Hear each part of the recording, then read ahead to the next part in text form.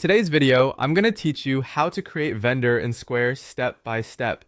By the end, you'll know exactly where to click, what to fill out, and how to save a clean, usable vendor profile inside your Square dashboard. Start by opening your browser and heading to your Square dashboard. If you're prompted to sign in, go ahead and do that. Once you're in, you'll be on the main dashboard view.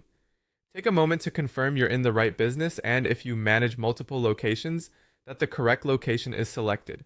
This helps make sure vendor details are consistent across your inventory. Now look to the left-hand side panel. This is your navigation menu. Find and click on Items and Inventory. This section is where Square keeps tools related to your product catalog and stock control, so it's the natural home for vendors too. Inside Items and Inventory, choose Inventory Management. This narrows your tools down to the features that support ordering, receiving, and tracking stock. Next, click on Vendors. This opens your vendor list, which may be empty if you're just getting started. In the top right corner, click Create Vendor. This opens a new vendor form. Begin by adding the vendor name.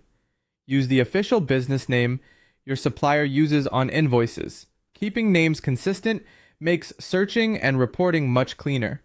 Add the account number.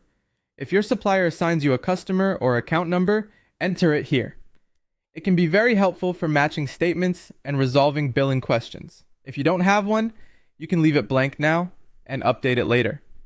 Enter the primary contact name. This should be the person you typically communicate with for orders, pricing, or support. Accurate contact info speeds up reorders and troubleshooting. Add the phone number. A main business line or your rep's direct number both work. Choose whichever ensures you can reach them quickly.